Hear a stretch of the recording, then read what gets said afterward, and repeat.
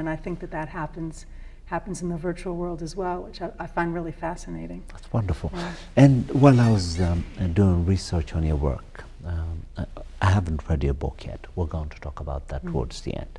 But I did read this truly intelligent article that you wrote on films, some of the best films that you've seen in your lifetime.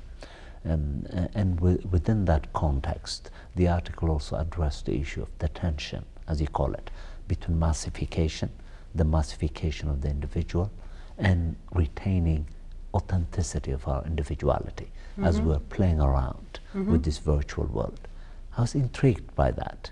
Should we talk a little more about that? That's a way of entering into these perhaps misguided, perhaps misinformed critics of the notion of the virtual world.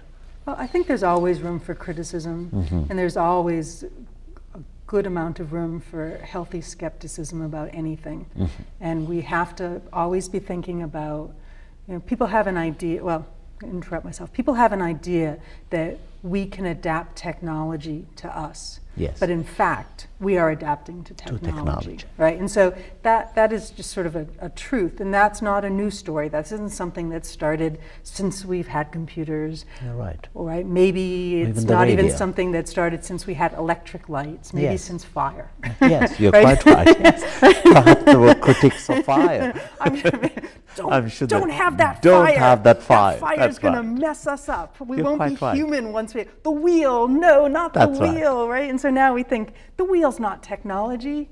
People, students say, electric lights, what? Because again, that's part of the technology that's become normal, that's become part of everyday life, doesn't worry us. That's not what freaks us out. That's not what we make horror movies about. That's not what what worries us. It's the new technology. We're afraid of change. Yes. You're right. And it's what we're adapting to, what we haven't adapted to yet, You're quite what right. hasn't become part of us yet. And so that's really what I think about with this. And so I like being on that cusp and experiencing it and thinking about it and trying to make something out of it. That's interesting. That's really interesting to me to think about that. And how does it change what it means to make friendships when one is doing that in a virtual world as opposed to doing that in an actual world, and what does it mean to communicate? And there's a whole group of people who study this computer-mediated communication, which is really, really fascinating. I don't see the virtual world as something that makes people lose individuality as much as be able to express it. That's been my experience with this particular kind of thing. Does it become something for some people that they choose over, I don't know, something else? Maybe, but that to me isn't really the question, like the main question. It's always with any new technology, the questions are always, what is this new technology good for? What can it be used for? What are sort of the benefits? What can you use it for? Who profits from it, right? Who benefits from it, right? Who's going to win out of it? Who loses from it? What that kind of an analysis about it, and then to really be thinking about what does it replace, because how did people do this before there was this new technology, right? And what does it replace? What will be lost? Because sometimes there are things that seem like they're completely new and are all of a sudden threatening, and when you stop and think about it, maybe they're not.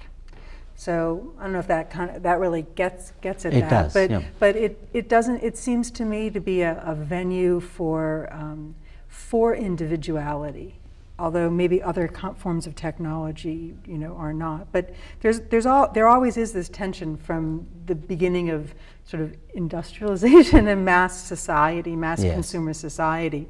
And one of the films I think you're referring to is this one, The Crowd, which is a That's silent right. film. That's right. Yes, a Yes. silent film, which is King Vidor, which is such a fantastic movie. And I teach it at Berkeley every semester in my language of film. As one of the best yes. American films. Yeah, it really is. It's fantastic. And what it gets right, and it took me a lot of years of watching it, I sort of going back and forth between thinking, oh, this movie is saying that, you know, if you're part of the crowd, you're just like a jerk, right? You're lost. Yeah, you're lost, yes. right? Or that you know, you must stand out from the crowd. But the guy who's trying to stand out from the crowd it's impossible for that particular person to do that. Yeah, it is just impossible in that context of that movie. But what I think finally, what I now think, I don't know, maybe I'll change my mind again, I guess.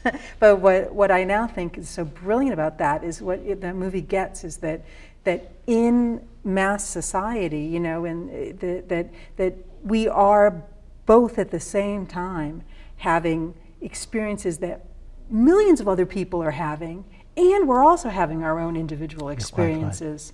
Right. And it doesn't take anything away from our individual experiences that other people have also and are also having those same experiences. It doesn't take anything away from my experience of having my children, that however many millions and billions and trillions of people have also had children. That doesn't make my experience, my own unique experience, any less special or important to me. And so it's that tension, that you know, that moment of realizing that we are both individuals and part of a group, and that we now understand how big that group is, and we understand more and more how big that group is. That when we are genuinely globally connected, and one of the things that I really enjoy about a virtual world is that you can be doing that instant messaging kind of telepresence, simultaneous, you know, synchronous communication with people from all over the world, and have a very strong feeling of being there with them, especially if you're talking on voice. So one of my closest collaborators, someone who I work with very, very closely, is English, and she lives in England. And so we can jump on voice and talk to each other, and our avatars are standing there, and she can work on something and hand over the object to me, and I can work on it, or as she's working on the object, I can say to her, no, make this bigger or make it smaller, and she can give it to me to try on, or, you know, if we're working on some sort of helmet thing. So you see it on the screen? We both see it on the screen. Amazing. So we have a you see each other on the screen. We see each through other. Your avatars. We see our avatars on the screen. We can also go to Skype and see each other's, you know, faces on Skype, you know, on Skype video. I've never done Skype, by the way. Oh, Skype is, yeah, we should do it. It's fun. That's what my daughter wants me to do. Yeah. She thinks that I'm so primitive that I haven't done Skype yet.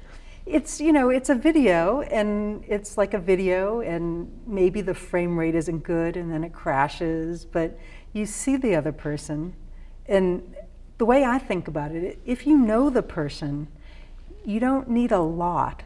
Like, you don't need a lot, like, you know, to get that connection back. It's almost like you just need like a refresher, you know, and it's enough. So you see them, you see that person, and, you know, you wave to them, and they can hold something up, or, you know, it's more than the phone, but it's probably what the phone felt like, the telephone felt like to people in the beginning. In the beginning, you're quite where right. You just think, oh, I can see the room that you're in. I know where you are, as opposed to just being the disembodied just being voice. The voice. Yeah. Two senses engaged. Two senses engaged, exactly, exactly. And so in the virtual world, it is also engaging two senses in that there's the visual, but it's not the real photographic image of the person. It's the avatar. But it depends on what you're doing. So you could be dancing together. Your avatars could be dancing with each other. Amazing. Or you could be in the same club or concert area and listening to the same live performance of music. Amazing. Which I think is really interesting. Which is a way of bonding with a friend. Yes, and so it could be people, it could be someone who, like DJ, our colleague, is down the hall.